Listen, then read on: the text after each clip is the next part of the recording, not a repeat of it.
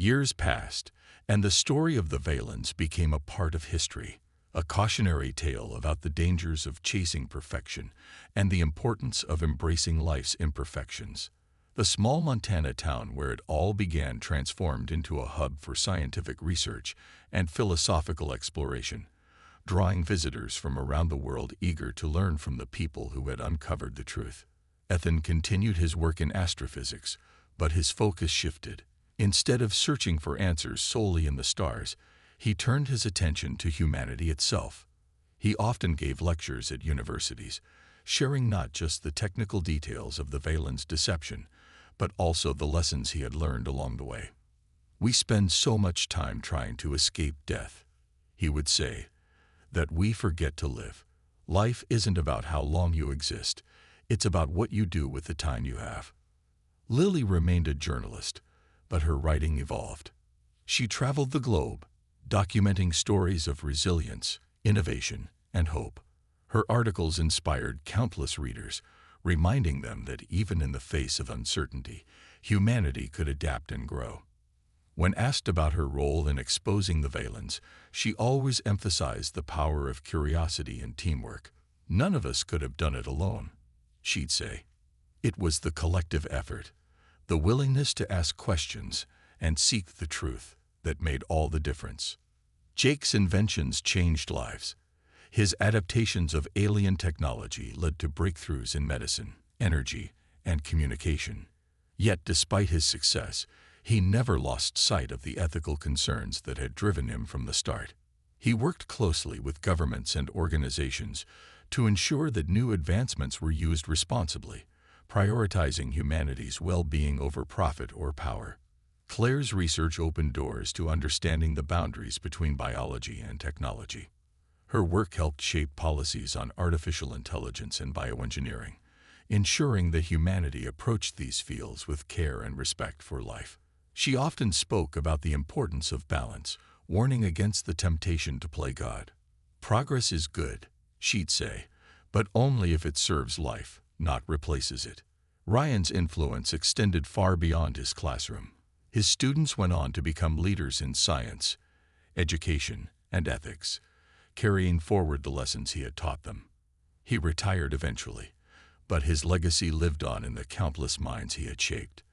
On quiet evenings, he would sit on his porch, watching the sunset and reflecting on how one small act of courage could ripple outward, changing the world. As for the remaining Valens, they faded into obscurity, their presence a reminder of the complexities of existence. Some found peace, working alongside humans to better understand themselves and their place in the universe. Others disappeared entirely, leaving behind only questions about where they had gone and whether they had finally found freedom. On a crisp autumn evening, Ethan climbed the hill overlooking the now empty encampment. Beside him stood Lily, her notebook tucked under her arm. The stars above twinkled brightly, as if whispering secrets only they could hear. "We did more than uncover a lie," Ethan said softly, breaking the silence. "We reminded ourselves that life isn't about escaping death. It's about embracing every moment along the way." Lily nodded, smiling as she flipped through messages on her phone. Scientists, philosophers, and ordinary people from around the world were still reaching out, eager to collaborate and learn. Humanity had been given a second chance, a chance to move forward with humility, wisdom, and purpose. As the sun dipped below the horizon, casting long shadows over the landscape, Ethan felt a renewed sense of hope. The encounter with the Valens had changed everything, not by offering easy answers, but by challenging humanity to confront uncomfortable truths. And in doing so, it had sparked something extraordinary, a deeper appreciation for the beauty of being alive. For Ethan, Lily, and everyone else touched by the events of those days, the journey was far from over. But they knew this much was certain: the choices they made, and the truths they revealed, would guide humanity toward a brighter, more thoughtful future. Months passed, and life in the small Montana town slowly returned to normal, or as close to normal as it could be after such a monumental event. The Valens' departure left a void, not just in the sky, but in the minds of those who had once looked up to them as gods. People began to reflect on what they had learned, and conversations about life, technology, and humanity's future became part of everyday life. Ethan spent much of his time answering questions from researchers and journalists eager to understand the full scope of the Valen's deception. He worked closely with Claire, whose analysis of the biological samples had become a cornerstone of scientific discussions worldwide. Together, they published papers explaining how the Valens had preserved fragments of themselves in glowing orbs, piecing together their existence rather than truly living. Lily, meanwhile, found herself back in the spotlight she had left behind in New York. Her articles about the Valens' lives were praised for their clarity and courage, earning her awards and recognition. Yet, despite the accolades, she remained grounded, focusing on telling stories that mattered. Stories that challenged people to think critically and ask hard questions. Jake returned to his garage, but his work took on a new purpose. Inspired by the scanner he had built, he began experimenting with other devices, exploring ways to adapt alien technology for human use. His inventions caught the attention of tech companies, and soon, he was collaborating with engineers to develop tools that could improve lives without repeating the mistakes of the Valens. Ryan used his position as a teacher to spark meaningful discussions in classrooms across the country. He encouraged students to explore the ethical dilemmas posed by advanced technology, asking them to consider where humanity should draw the line between progress and preservation. His lessons resonated deeply, inspiring a new generation to approach science and philosophy with both curiosity and caution. As for the Valens who stayed behind, they faced a mix of fear and fascination from humans. Some viewed them as relics of a failed experiment, while others saw them as victims of their own ambition. A few scientists, including Ethan and Claire, worked with these remaining aliens, hoping to find ways to help them break free from their artificial cycles. It was slow, difficult work, but it offered a chance for mutual understanding and perhaps redemption. One evening, Ethan stood outside his observatory, gazing at the stars. Lily joined him, holding 2 cups of coffee. "Do you ever wonder if we did the right thing?" she asked, handing him one of the cups. Ethan thought for a moment before answering. "I think so. We didn't just expose their lie. We gave humanity a chance to rethink its priorities. Before, everyone was chasing immortality, trying to escape death like it was the ultimate goal. Now maybe we can focus on making life meaningful instead." Lily smiled faintly. "It's funny, isn't it? They came here thinking they could teach us something, but in the end, we ended up teaching each other." Ethan nodded. "Maybe that's the real lesson. No matter how advanced we get, we're all just figuring things out as we go. The Valens weren't perfect, and neither are we. But imperfection is what makes life worth living." The sound of crickets filled the air as they stood there, watching the night sky. Somewhere out there, the Valen ship continued its journey, carrying its secrets to distant stars. But here on Earth, humanity had taken its first steps toward a deeper understanding, not just of the universe, but of itself. For Ethan, Lily, and the rest of the team, the experience had been transformative. They had started as ordinary people, driven by curiosity and a desire for truth. Along the way, they had uncovered lies, faced danger, and sparked change on a global scale. And though the road ahead was uncertain, they knew one thing for sure: the choices they made and the truths they revealed would shape the future for generations to come. The broadcast spread like wildfire. Within hours, news outlets around the world were replaying Ethan and Lily's footage, analyzing every detail of the evidence they had shared. Social media exploded with reactions. Some people were shocked, others angry, and a few even skeptical. But one thing was clear: humanity couldn't ignore the truth anymore. The Valen's claim of eternal life was nothing more than an elaborate illusion. Back in Montana, Ethan and his team watched as their small town became the center of global attention. Reporters arrived in droves, eager to interview them and learn more about how they had uncovered the deception. Ethan, Lily, Claire, Jake, and Ryan huddled together at Ethan's house, trying to process what was happening. They had expected backlash from the Valens, but they hadn't anticipated the sheer scale of humanity's response. "This is bigger than we thought," Lily said, scrolling through her phone. "People are protesting outside government buildings, demanding answers. Some are even calling for the Valens to leave Earth immediately." Claire nodded, her expression thoughtful. "It's not just anger. People are scared. For years, the Valens made us feel inferior, like we'd never measure up to their perfection. Now that we know they're flawed, trapped, even, it's forcing everyone to rethink what it means to be alive." Jake leaned back on the couch, running a hand through his hair. "Do you think they'll retaliate? I mean, we just exposed their biggest secret to the entire planet." Ethan shook his head. "I don't know. Zirak didn't try to stop us when we were in the control room. He almost seemed resigned, like he knew this day would come eventually." Ryan chimed in, his voice calm but firm. "Whatever happens next, we've done the right thing. Humanity needed to see the truth. Maybe now we can focus on our own progress instead of chasing someone else's idea of perfection."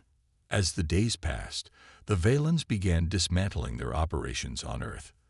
Their massive ship, once a symbol of awe and mystery, slowly powered down and prepared for departure. Many of the aliens chose to leave, unwilling to face the judgment of a species they had once deemed inferior. Others stayed behind, seeking help to break free from their artificial existence. Zirak appeared one final time before the townspeople gathered in the central square. His glowing eyes scanned the crowd, lingering briefly on Ethan and his team. "You have forced us to confront truths we have long avoided," he said, his melodic voice carrying across the silent square. "Perhaps that is a gift, though it may not feel like one now." He paused, his expression unreadable. "We came here hoping to inspire you, to show you the possibilities of transcending your limits. Instead, you have reminded us that true progress comes not from escaping mortality but from embracing it. For that, we thank you." With those words, Zirak turned and walked back toward the ship. Moments later, the vessel rose silently into the sky, disappearing into the clouds. The remaining Valens who chose to stay were left to navigate a new reality, one where they were no longer seen as gods but as beings struggling with their own limitations. In the weeks that followed, Ethan and his team became unlikely heroes. Scientists reached out to collaborate on understanding the Valens technology responsibly. Philosophers debated the ethical implications of merging biology with machines, and ordinary people began asking deeper questions about the nature of life, death, and what it truly meant to live. For Ethan, the experience changed everything. He still spent nights gazing at the stars, but now his curiosity was tempered with humility. The universe was vast and full of mysteries, but humanity's greatest challenge wasn't reaching for the stars. It was learning to value the fleeting beauty of life on Earth. As he stood atop a hill overlooking the empty encampment, Ethan felt a sense of peace. They had uncovered a lie, but in doing so, they had sparked something far greater: hope. Not the false hope of immortality, but the real fragile hope that comes from knowing we are enough, just as we are. The night was cold and quiet as Ethan, Lily, Jake, Claire, and Ryan approached the Valen encampment. The massive ship loomed ahead, its surface glowing faintly under the stars. They moved carefully, sticking to the shadows to avoid detection. Each of them carried a crucial piece of their plan: Jake's modified scanner, Claire's flash drive, and the resolve to expose the truth no matter the cost. When they reached the edge of the encampment, Jake knelt down and activated the scanner. The device hummed softly as it began emitting a low-frequency pulse designed to disrupt the Valence systems. Within moments, the lights on the ship flickered, and the usual hum of energy faded into silence. "That's our window," Jake whispered. "Let's move." Ethan led the way, his heart pounding as they slipped past the inactive patrols of Valens. Their movements were slow but deliberate, every step bringing them closer to the central control room. Along the way, they encountered several pods similar to the ones they had investigated before. Inside each pod, glowing orbs pulsed faintly, their eerie light casting strange shadows on the walls. Finally, they reached the control room. It was larger than they had expected, filled with intricate panels and screens displaying streams of alien symbols. At the center stood Zirak, who turned to face them as they entered. His glowing eyes narrowed, and his expression hardened. "You are persistent," he said, his melodic voice tinged with frustration. "But you cannot win." Ethan stepped forward, clutching the flash drive in one hand and Jake's scanner in the other. "It's over, Zirak," he said firmly. "We know the truth about your so-called immortality. You're not gods. You're just machines clinging to fragments of life." Zirak tilted his head, studying Ethan with an unreadable gaze. "And what do you think you will achieve by exposing us? Will humanity truly be better off knowing that even we, advanced beings beyond your comprehension, are trapped by the limits of existence?" Lily stepped beside Ethan, her voice steady. "People deserve to know the truth. You've lied to us, manipulated us, and pretended to be something you're not. It's time for the world to see you for what you really are." For a moment, Zirak didn't respond. Then he sighed softly, almost sadly. "Very well," he said. "Show them. Let them see the burden of eternity. But remember this, knowledge is not always liberating. Sometimes it is a heavier chain than ignorance." With that, Zirak stepped aside, allowing them access to the control panel. Ethan inserted the flash drive into a port Jake had identified earlier. The screen lit up, displaying Claire's analysis of the biological samples alongside footage of the glowing orbs and recordings of their previous encounters with the Valens. Lily activated the broadcast, sending the evidence to news outlets, social media platforms, and educational networks worldwide. As the transmission began, the group watched silently, their breaths held. Images of the pods and data proving the Valens' deception spread across the globe in real time.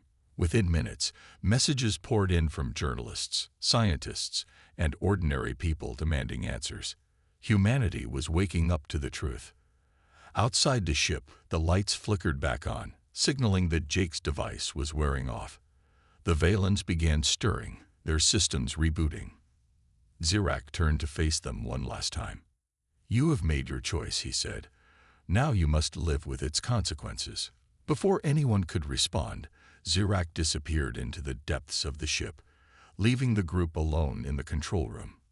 They exchanged glances, a mix of relief and unease settling over them. They had done it. They had exposed the lie. But as they left the encampment and returned to town, they couldn't shake the feeling that the fallout was only beginning. The world would never look at the Valens, or itself, the same way again. The group knew they were running out of time. The Valens' patience was wearing thin, and their increased surveillance made it harder to act without being noticed. Ethan, Lily, Claire, Ryan, and Jake gathered at Ethan's house one evening to finalize their plan. They had collected enough evidence to expose the truth, but getting the message out to the world would require precision and courage. "We need to hit them where it hurts," Jake said, leaning forward on the couch. "Their pride. They've built this whole image of being perfect, immortal beings. If we can shatter that illusion publicly, no one will trust them anymore." Lily nodded. "And we need to do it globally, not just here in town. This isn't just about us. It's about everyone." Ethan agreed. "That means broadcasting our findings directly to the world. But how do we do that without them stopping us?" Lily had an idea.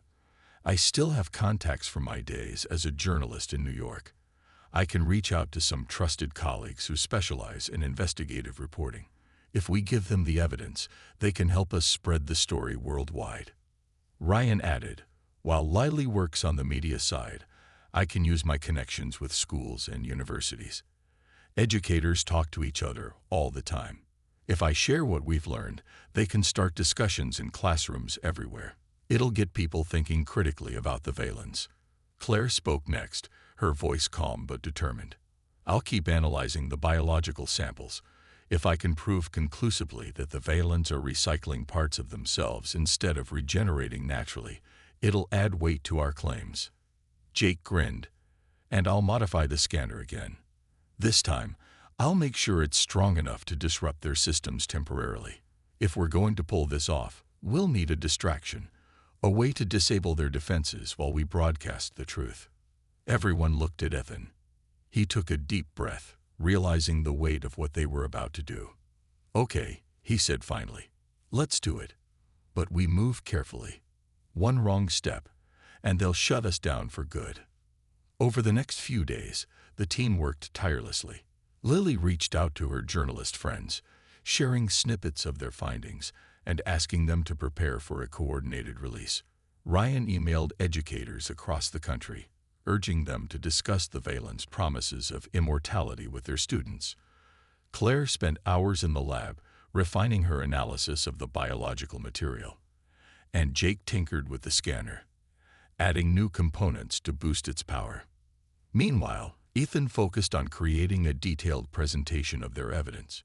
Using Claire's research, footage from their earlier trips, and data from the scanner, he put together a compelling case that exposed the Valens' deception.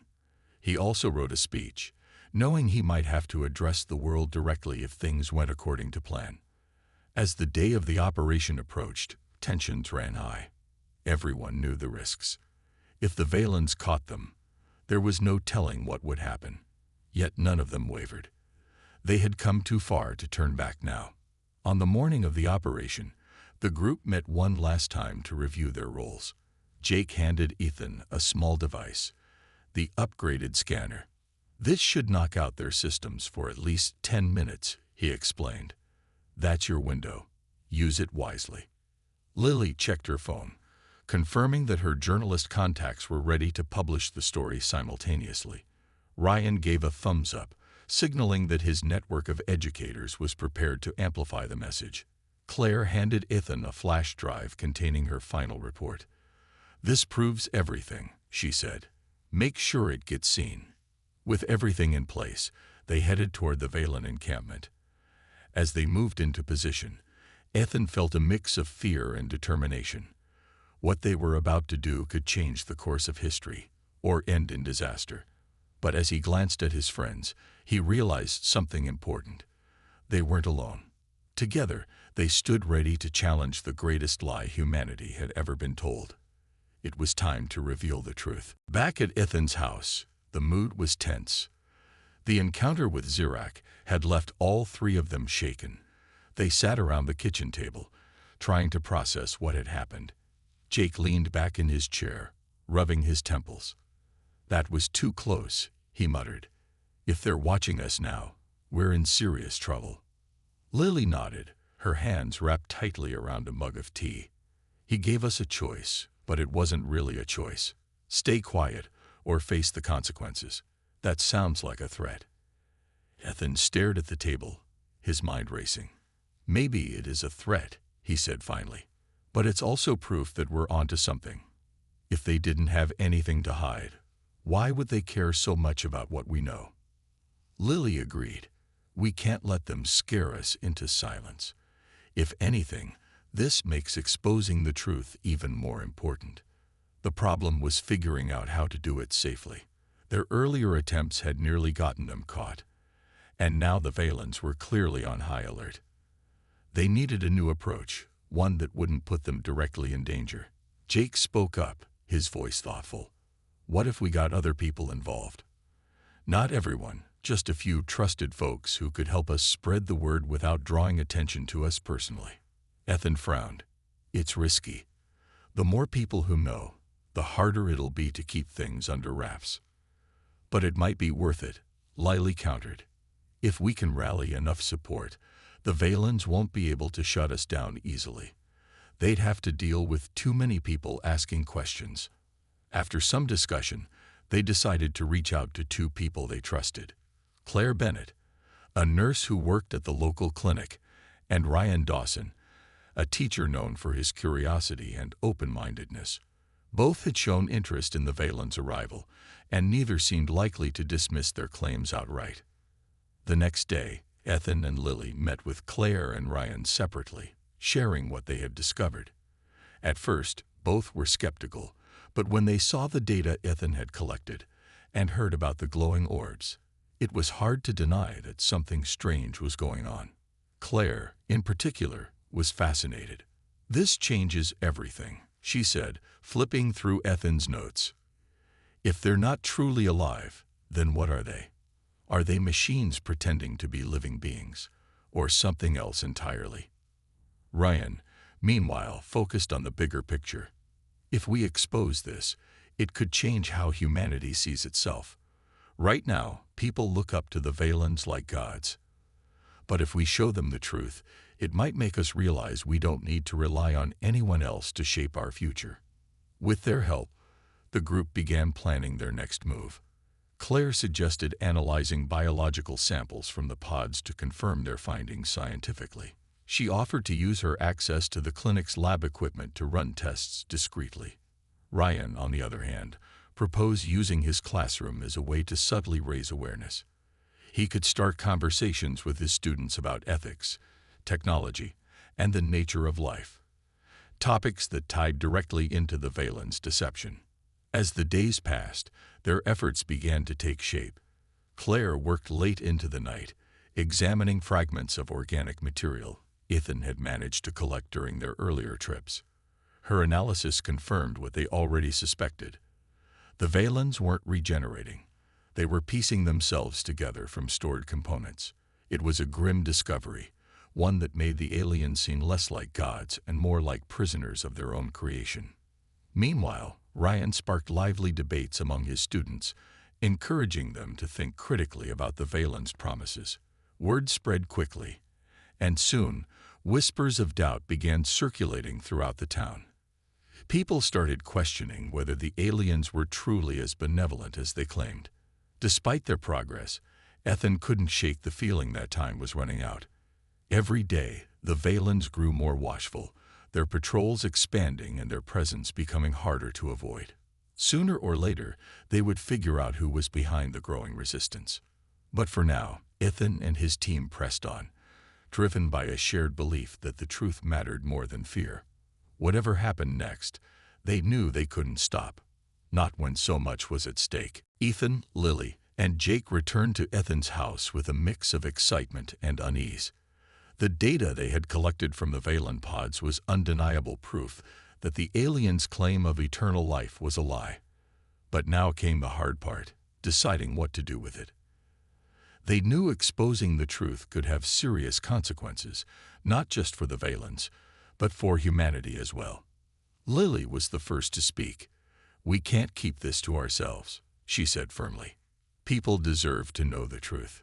If we don't say something, the Valens will keep lying to everyone." Jake scratched his head, looking skeptical. "But how do we even start? If we go public, they'll deny it.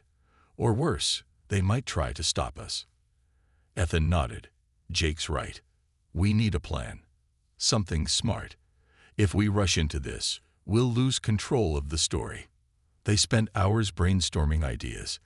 Eventually, Lily suggested leaking the information bit by bit.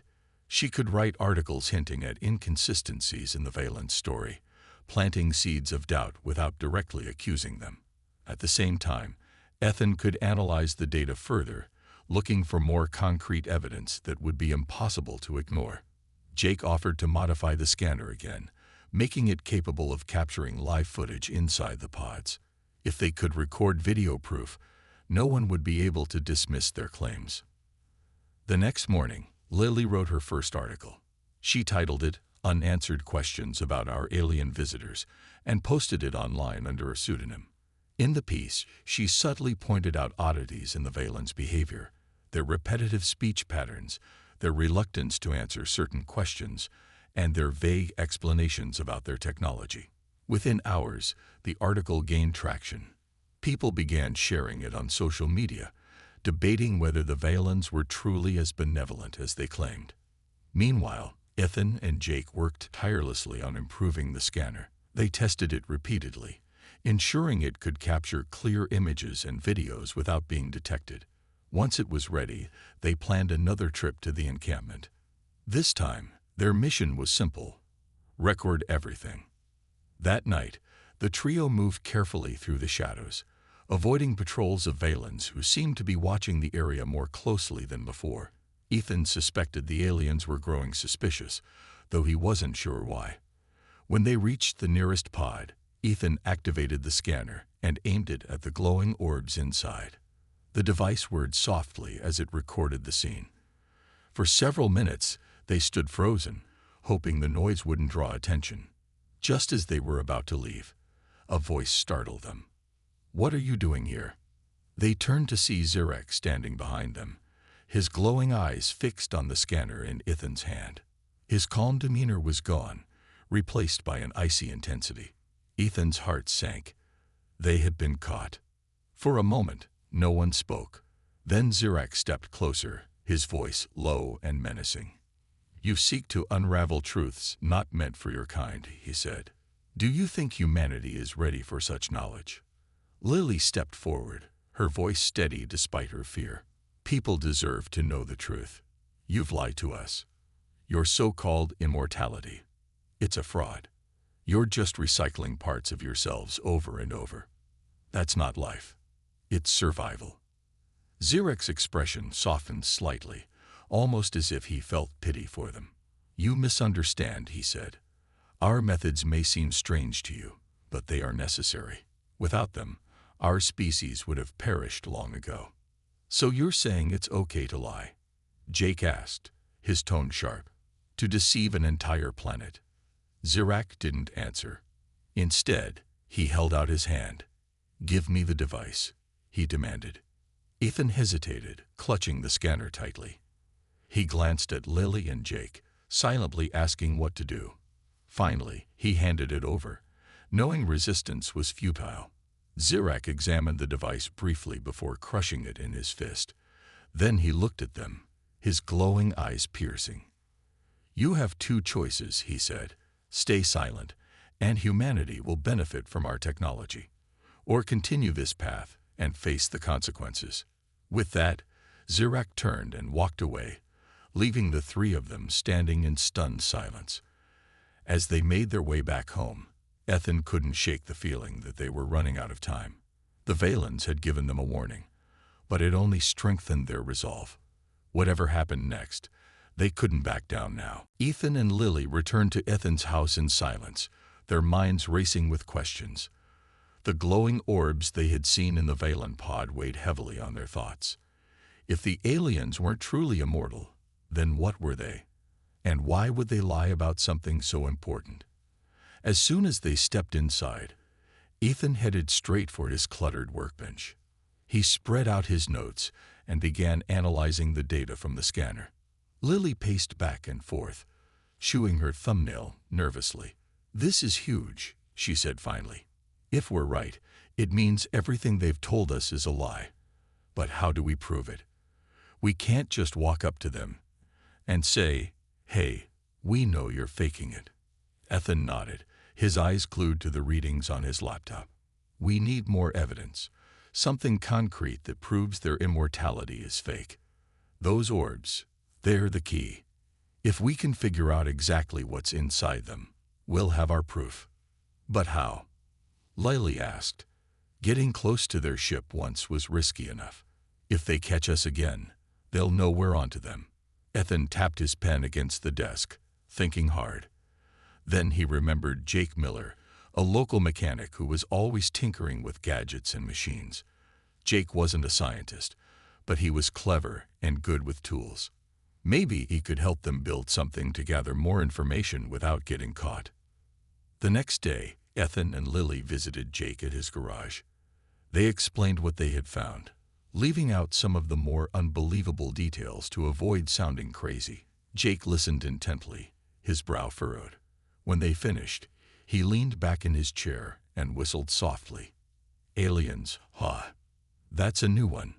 But if you're serious about this, I might be able to help." Over the next few days, the three of them worked together in secret. Jake modified Ethan's scanner into a smaller handheld device that could detect energy signatures from a distance. He also added a recording feature, allowing them to capture detailed images and data without having to get too close. Meanwhile, Lily used her skills as a journalist to dig deeper into the Valence story. She interviewed townspeople who had interacted with the aliens, looking for inconsistencies in their behavior or words. Their efforts paid off when Lily discovered something strange. Several people mentioned that the Valence seemed oddly detached, almost robotic, in their interactions. One woman even claimed that Zirek repeated the exact same response to two different questions hours apart, word for word.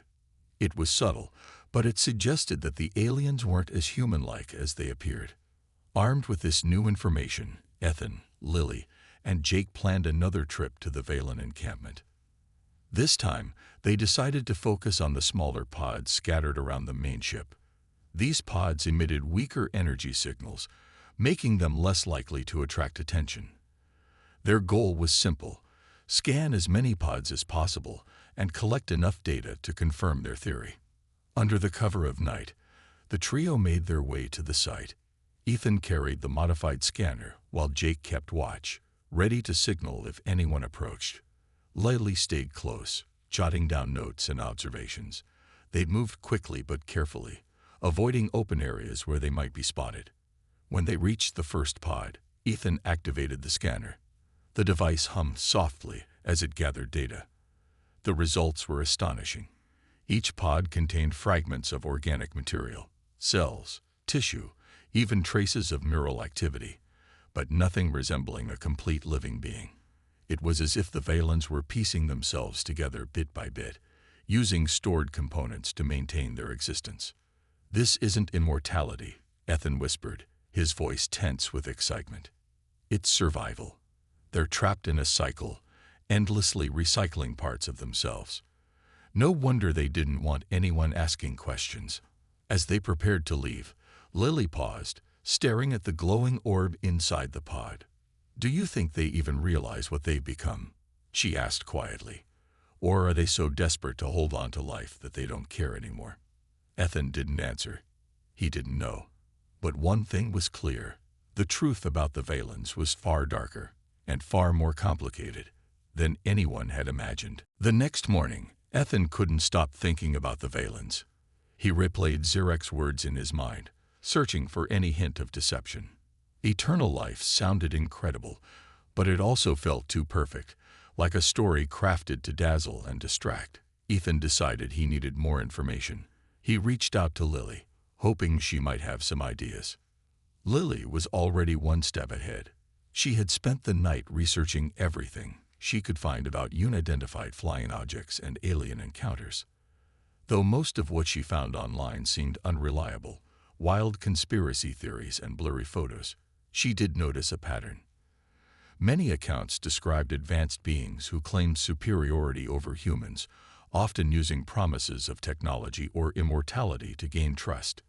It made her wonder if the Valens were just another version of this age-old story. Ethan met Lily at a small cafe on the edge of town. Over steaming cups of coffee, they discussed their thoughts. What if their eternal life isn't real? Ethan suggested. What if it's just a trick? Maybe they're not as advanced as they say. Lily nodded. That's what I've been wondering too. But how do we prove it? They've got all the answers ready, and no one's going to believe us if we start accusing them without evidence. Ethan tapped his fingers on the table, deep in thought. Then an idea struck him. "Their ship," he said. "If we can get close enough, maybe we can scan it. I've got a portable energy detector I built last year. If their technology is as advanced as they claim, it should leave some kind of signature." Lily raised an eyebrow.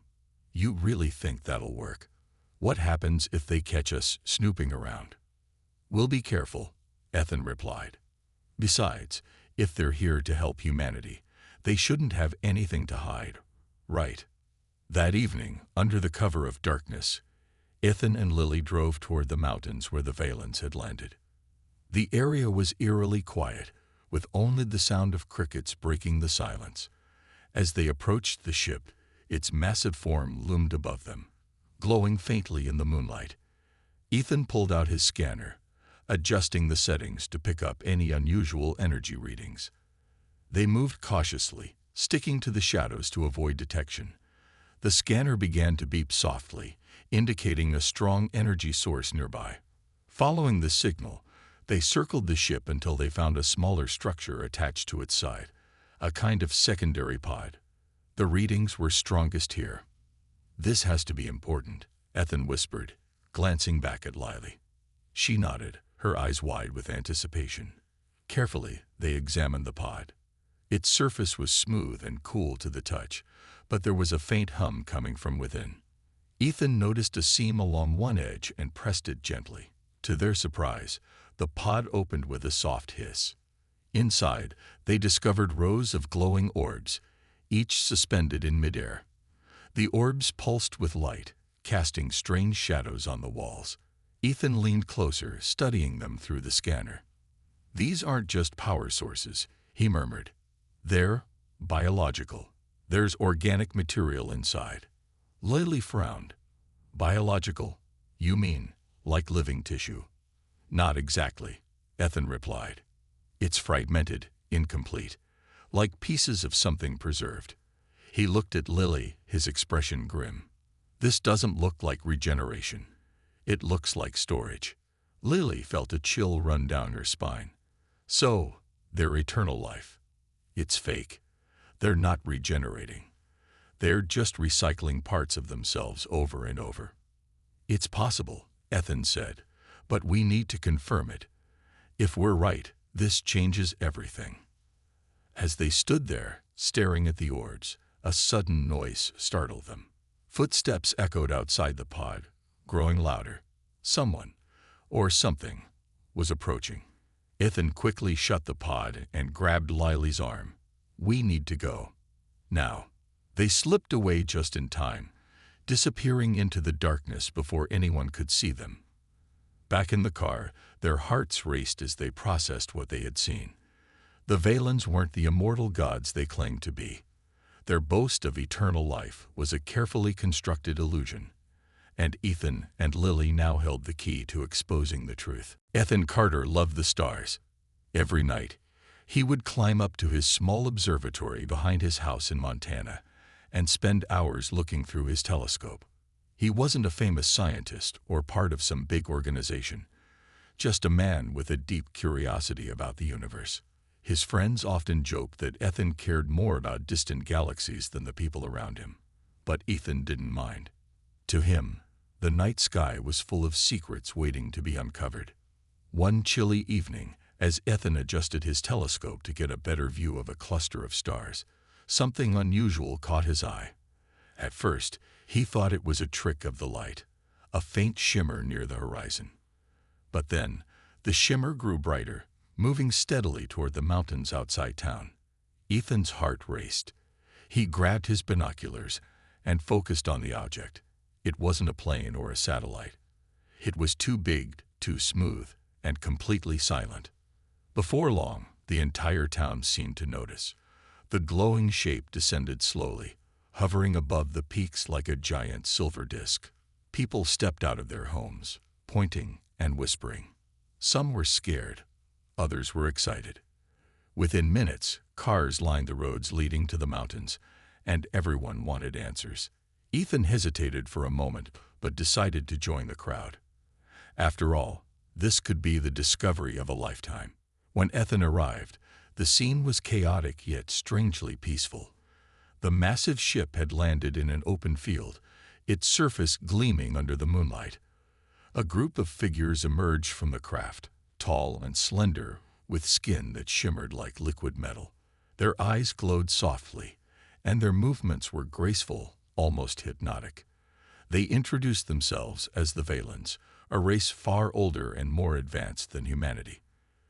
The leader of the group, a being named Zirak, spoke in a calm, melodic voice. "We come in peace," he said, his words somehow understandable without translation devices. "Our mission is to share knowledge and demonstrate the possibilities of existence beyond your understanding." Zirak went on to explain that the Valens had achieved what humans could only dream of, eternal life. Through centuries of technological advancement, they had merged their consciousness with machines, allowing them to regenerate endlessly. Death, Zirak claimed, was no longer a concern for their species. The crowd listened in awe, some cheering while others looked uneasy. Eternal life sounded incredible, but it also felt unnatural. Among the spectators was Lely Harper, a journalist who had recently moved to the quiet town after leaving her fast-paced job in New York City. She stood at the edge of the crowd, scribbling notes in her notebook. Unlike many others, she wasn't so quick to believe the Valens story. There was something off about the way Zirak spoke, too polished, too rehearsed. When the aliens invited questions, Lily raised her hand. "If you've conquered death," she asked, her voice steady, "then why do you need machines? Shouldn't true immortality mean living without dependency?" Zirak paused, his glowing eyes narrowing slightly. "Your understanding of life and technology is limited," he replied. "But rest assured, our methods are flawless." Lily wasn't satisfied. Neither was Ethan, who had been watching the exchange closely. After the event ended and the crowd dispersed, the two crossed paths. Ethan introduced himself, explaining his background in astrophysics. Lily shared her suspicions, and together, they agreed that the Valens' claims deserved closer scrutiny. Something about the aliens, and their boast of eternal life, didn't sit right with either of them. As they parted ways, Ethan couldn't shake the feeling that the Valens were hiding something important. Little did he know, his curiosity was about to set off a chain of events that would change not just his life, but the entire world.